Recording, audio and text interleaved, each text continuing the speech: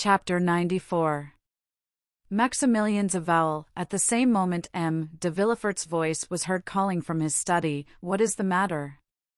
Morel looked at Noirtier, who had recovered his self-command, and with a glance indicated the closet where once before, under somewhat similar circumstances, he had taken refuge. He had only time to get his hat and throw himself breathless into the closet when the procureur's footstep was heard in the passage. Villefort sprang into the room, ran to Valentine, and took her in his arms. A physician, M. d'Avrigny," cried Villefort, "or rather I will go for him myself." He flew from the apartment, and Morel at the same moment darted out at the other door. He had been struck to the heart by a frightful recollection. The conversation he had heard between the doctor and Villefort the night of Madame de Saint-Méran's death recurred to him. These symptoms, to a less alarming extent, were the same which had preceded the death of Barrois. At the same time Monte Cristo's voice seemed to resound in his ear with the words he had heard only 2 hours before: "Whatever you want, Morel, come to me, I have great power." More rapidly than thought, he darted down the Rue Matignon, and thence to the Avenue de Champs-Élysées. Meanwhile M. de Villefort arrived in a hired cabriolet at M. d'Avrigny's door. He rang so violently that the porter was alarmed. Villefort ran upstairs without saying a word. The porter knew him, and let him pass, only calling to him, in his study, "Monsieur Procureur," in his study. Villefort pushed, or rather forced, the door open. "Ah," said the doctor, "is it you?" "Yes," said Villefort, closing the door after him, "it is I, who am come in my turn to ask you if we are quite alone." "Doctor, my house is accursed." "What?" said the latter with apparent coolness, but with deep emotion, "have you another invalid?" "Yes, doctor," cried Villefort, clutching his hair, "yes." D'Avrigny's look implied, "I told you it would be so." Then he slowly uttered these words: "Who is now dying in your house? What new victim is going to accuse you of weakness before God?" A mournful sob burst from Villefort's heart. He approached the doctor, and seizing his arm, "Valentine," said he, "it is Valentine's turn." "Your daughter," cried d'Avrigny with grief and surprise. "You see you were deceived," murmured the magistrate. "Come and see her, and on her bed of agony entreat her pardon for having suspected her." "Each time you have applied to me," said the doctor, "it has been too late. Still I will go. But let us make haste, sir. With the enemies you have to do with there is no time to be lost." "Oh, this time, doctor, you shall not have to reproach me with weakness. This time I will know the assassin, and will pursue him." "Let us try first to save the victim before we think of revenging her," said d'Avrigny. "Come." The same cabriolet which had brought Villefort took them back at full speed, and at this moment Morel rapped at Monte Cristo's door. The Count was in his study, and was reading with an angry look something which Bertuccio had brought in haste. Hearing the name of Morel, who had left him only 2 hours before, the Count raised his head, arose, and sprang to meet him. "What is the matter, Maximilian?" asked he. "You are pale, and the perspiration rolls from your forehead." Morel fell into a chair. "Yes," said he, "I came quickly, I wanted to speak to you."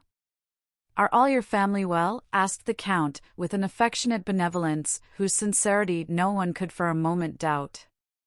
"Thank you, Count, thank you," said the young man, evidently embarrassed how to begin the conversation. "Yes, everyone in my family is well." "So much the better, yet you have something to tell me?" replied the Count with increased anxiety. "Yes," said Morel, "it is true, I have but now left a house where death has just entered, to run to you." "Are you then come from M. de Morcerf's?" asked Monte Cristo. "No," said Morel. "Is someone dead in his house?" "The general has just blown his brains out," replied Monte Cristo with great coolness. "Oh, what a dreadful event!" cried Maximilian. "Not for the Countess, or for Albert," said Monte Cristo. "A dead father or husband is better than a dishonored one. Blood washes out shame." "Poor Countess," said Maximilian, "I pity her very much. She is so noble a woman." Pity Albert also, Maximilian, for believe me he is the worthy son of the Countess. But let us return to yourself. You have hastened to me, can I have the happiness of being useful to you? Yes, I need your help, that is I thought like a madman that you could lend me your assistance in a case where God alone can succor me. Tell me what it is, replied Monte Cristo. Oh, said Morrel, I know not, indeed, if I may reveal this secret to mortal ears, but fatality impels me, necessity constrains me, Count. Morrel hesitated. Do you think I love you? Said Monte Cristo, taking the young man's hand affectionately in his. Oh, you encourage me, and something tells me there, placing his hand on his heart, that I ought to have no secret from you. You are right, Morrel, God is speaking to your heart, and your heart speaks to you. Tell me what it says. Count, will you allow me to send Baptistin to inquire after someone you know? I am at your service, and still more my servants. Oh, I cannot live if she is not better. Shall I ring for Baptistin? No, I will go and speak to him myself. Morrel went out, called Baptistin, and whispered a few words to him. The valet ran directly. Well, have you sent? Asked Monte Cristo, seeing Morrel return. Yes, and now I shall be more calm. You know I am waiting, said Monte Cristo, smiling. Yes, and I will tell you. One evening I was in a garden, a clump of trees concealed me, no one suspected I was there. Two persons passed near me, allow me to conceal their names for the present, they were speaking in an undertone, and yet I was so interested in what they said that I did not lose a single word. This is a gloomy introduction, if I may judge from your pallor and shuddering, Morrel. Oh, yes, very gloomy, my friend. Someone had just died in the house to which that garden belonged. One of the persons whose conversation I overheard was the master of the house, the other, the physician. The former was confiding to the latter his grief and fear, for it was the second time within a month that death had suddenly and unexpectedly entered that house, which was apparently destined to destruction by some exterminating angel, as an object of God's anger. Ah, indeed, said Monte Cristo, looking earnestly at the young man, and by an imperceptible movement turning his chair, so that he remained in the shade while the light fell full on Maximilian's face. Yes, continued Morrel, death had entered that house twice within 1 month. And what did the doctor answer? Asked Monte Cristo. He replied, that the death was not a natural one, and must be attributed, to what? To poison.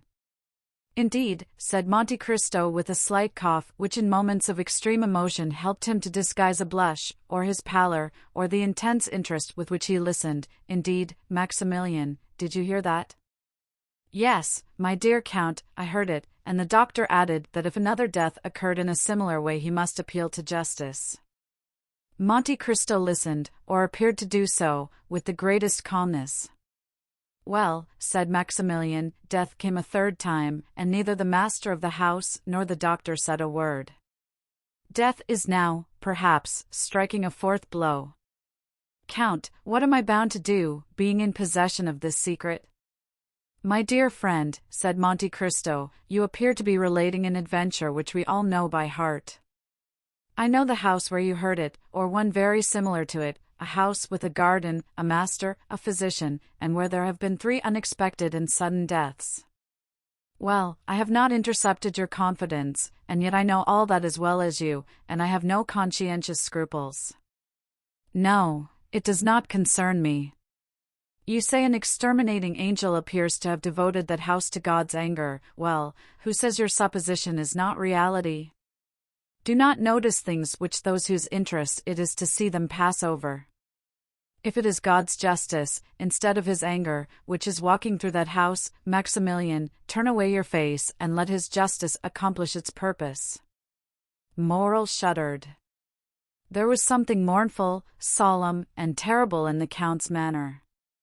Besides, continued he, in so changed a tone that no one would have supposed it was the same person speaking, besides, who says that it will begin again? It has returned, Count, exclaimed Morrel, that is why I hastened to you. Well, what do you wish me to do? Do you wish me, for instance, to give information to the procureur? Monte Cristo uttered the last words with so much meaning that Morrel, starting up, cried out, "You know of whom I speak, Count, do you not?" "Perfectly well, my good friend, and I will prove it to you by putting the dots to the I, or rather by naming the persons.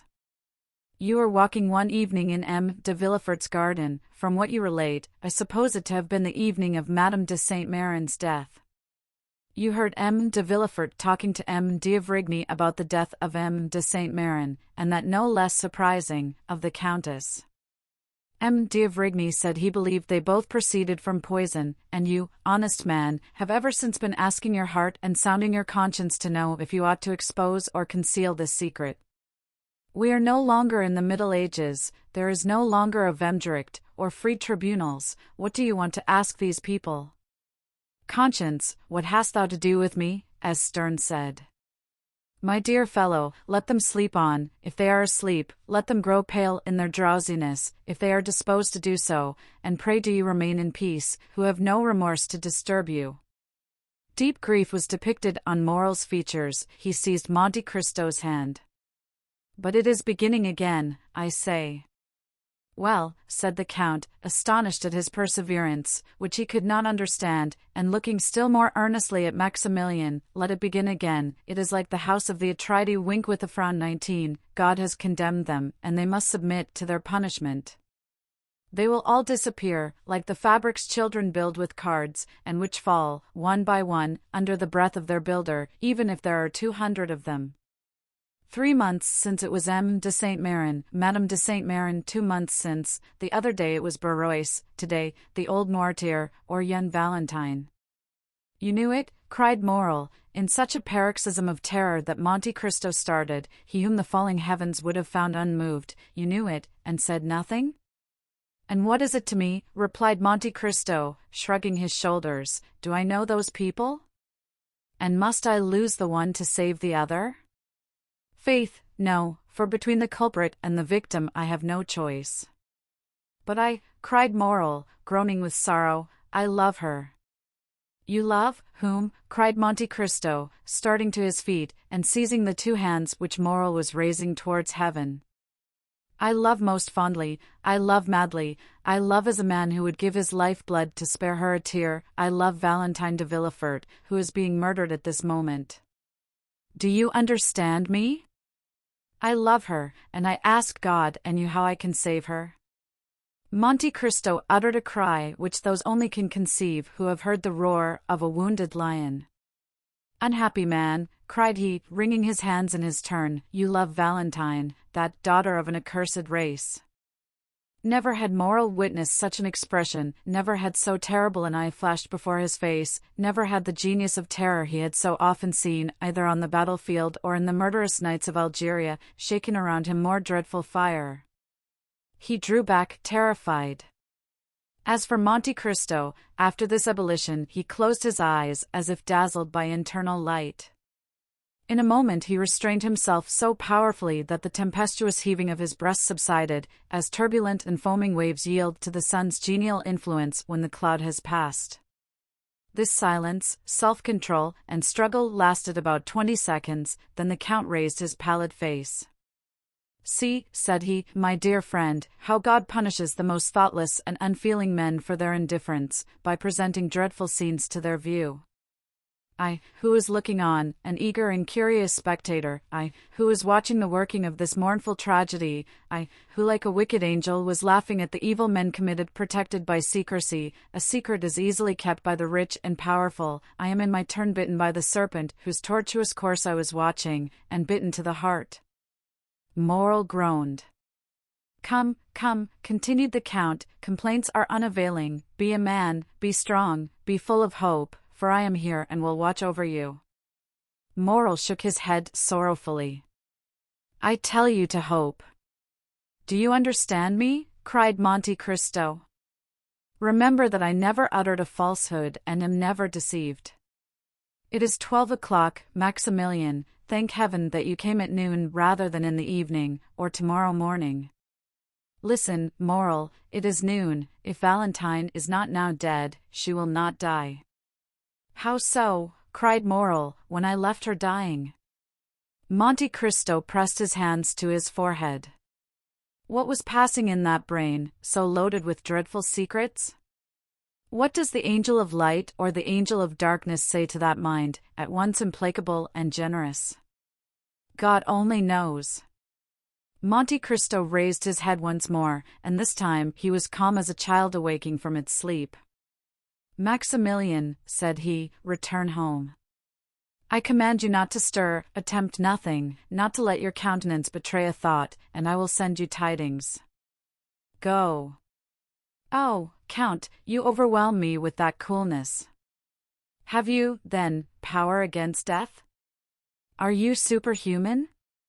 Are you an angel? And the young man, who had never shrunk from danger, shrank before Monte Cristo with indescribable terror. But Monte Cristo looked at him with so melancholy and sweet a smile that Maximilian felt the tears filling his eyes. I can do much for you, my friend, replied the Count. Go, I must be alone. Moral, subdued by the extraordinary ascendancy Monte Cristo exercised over everything around him, did not endeavor to resist it. He pressed the Count's hand and left. He stopped one moment at the door for Baptistin, whom he saw in the Rue Matignon, and who was running. Meanwhile, Villefort and d'Avrigny had made all possible haste. Valentine had not revived from her fainting fit on their arrival, and the doctor examined the invalid with all the care the circumstances demanded, and with an interest which the knowledge of the secret intensified twofold. Villefort, closely watching his countenance and his lips, awaited the result of the examination. Noirtier, paler than even the young girl, more eager than Villefort for the decision, was watching also intently and affectionately. At last d'Avrigny slowly uttered these words, "She is still alive." "Still?" cried Villefort. "Oh, doctor, what a dreadful word is that!" "Yes," said the physician, "I repeat it, she is still alive, and I am astonished at it." "But is she safe?" asked the father. "Yes, since she lives." At that moment d'Avrigny's glance met Noirtier's eye. It glistened with such extraordinary joy, so rich and full of thought, that the physician was struck. He placed the young girl again on the chair. Her lips were scarcely discernible, they were so pale and white, as well as her whole face, and remained motionless, looking at Noirtier, who appeared to anticipate and commend all he did. "Sir," said d'Avrigny to Villefort, "call Mademoiselle Valentine's maid, if you please." Villefort went himself to find her, and d'Avrigny approached Noirtier. "Have you something to tell me?" asked he. The old man winked his eyes expressively, which we may remember was his only way of expressing his approval. "Privately?" "Yes." "Well, I will remain with you." At this moment Villefort returned, followed by the lady's maid, and after her came Madame de Villefort. "What is the matter, then, with this dear child?" "She has just left me, and she complained of being indisposed, but I did not think seriously of it." The young woman, with tears in her eyes and every mark of affection of a true mother, approached Valentine and took her hand. d'Avrigny continued to look at Noirtier. He saw the eyes of the old man dilate and become round, his cheeks turn pale and tremble, the perspiration stood in drops upon his forehead.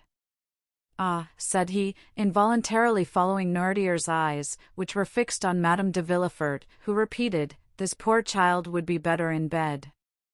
"Come, Fanny, we will put her to bed." d'Avrigny, who saw that would be a means of his remaining alone with Noirtier, expressed his opinion that it was the best thing that could be done, but he forbade that anything should be given to her except what he ordered. They carried Valentine away. She had revived, but could scarcely move or speak, so shaken was her frame by the attack. She had, however, just power to give one parting look to her grandfather, who in losing her seemed to be resigning his very soul.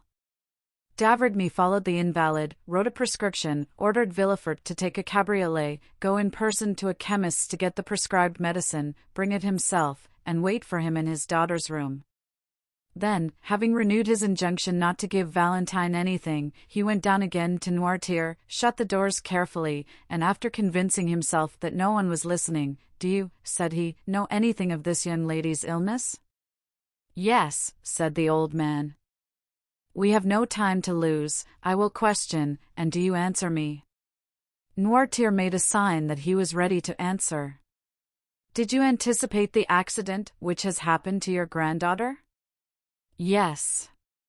D'avrigny reflected a moment, then approaching Noirtier, "Pardon what I am going to say," added he, "but no indication should be neglected in this terrible situation. Did you see poor Barrois die?" Noirtier raised his eyes to heaven. "Do you know of what he died?" asked d'Avrigny, placing his hand on Noirtier's shoulder. "Yes," replied the old man. "Do you think he died a natural death?" A sort of smile was discernible on the motionless lips of Noirtier. "Then you have thought that Barrois was poisoned?" "Yes." "Do you think the poison he fell a victim to was intended for him?" "No." "Do you think the same hand which unintentionally struck Barrois has now attacked Valentine?" "Yes." "Then will she die too?" asked d'Avrigny, fixing his penetrating gaze on Noirtier. He watched the effect of this question on the old man. "No," replied he with an air of triumph which would have puzzled the most clever diviner. "Then you hope?" said d'Avrigny, with surprise. "Yes." "What do you hope?" The old man made him understand with his eyes that he could not answer. "Ah, yes, it is true," murmured d'Avrigny. Then, turning to Noirtier, "Do you hope the assassin will be tried?" "No." "Then you hope the poison will take no effect on Valentine?" "Yes." "It is no news to you," added d'Avrigny, "to tell you that an attempt has been made to poison her?" The old man made a sign that he entertained no doubt upon the subject. "Then how do you hope Valentine will escape?" Noirtier kept his eyes steadfastly fixed on the same spot. D'avrigny followed the direction and saw that they were fixed on a bottle containing the mixture which he took every morning. "Ah, indeed," said d'Avrigny, struck with a sudden thought. "Has it occurred to you?" Noirtier did not let him finish. "Yes," said he. "To prepare her system to resist poison?" "Yes." "By accustoming her by degrees." "Yes, yes, yes," said Noirtier, delighted to be understood. "Of course. I had told you that there was brucine in the mixture I give you." "Yes." "And by accustoming her to that poison, you have endeavored to neutralize the effect of a similar poison?" Noirtier's joy continued. "And you have succeeded," exclaimed d'Avrigny. "Without that precaution Valentine would have died before assistance could have been procured. The dose has been excessive, but she has only been shaken by it, and this time, at any rate, Valentine will not die." A superhuman joy expanded the old man's eyes, which were raised towards heaven with an expression of infinite gratitude. At this moment Villefort returned. "Here, doctor," said he, "is what you sent me for." "Was this prepared in your presence?" "Yes," replied the procureur. "Have you not let it go out of your hands?" No. d'Avrigny took the bottle, poured some drops of the mixture it contained in the hollow of his hand, and swallowed them. "Well," said he, "let us go to Valentine. I will give instructions to everyone, and you, M. de Villefort, will yourself see that no one deviates from them." At the moment when d'Avrigny was returning to Valentine's room, accompanied by Villefort, an Italian priest, of serious demeanor and calm and firm tone, hired for his use the house adjoining the hotel of M. de Villefort. No one knew how the 3 former tenants of that house left it. About 2 hours afterwards its foundation was reported to be unsafe, but the report did not prevent the new occupant establishing himself there with his modest furniture the same day at 5 o'clock. The lease was drawn up for 3, 6, or 9 years by the new tenant, who, according to the rule of the proprietor, paid 6 months in advance. This new tenant, who, as we have said, was an Italian, was called Il Signor Giacomo Busoni. Workmen were immediately called in, and that same night the passengers at the end of the Faubourg saw with surprise that carpenters and masons were occupied in repairing the lower part of the tottering house.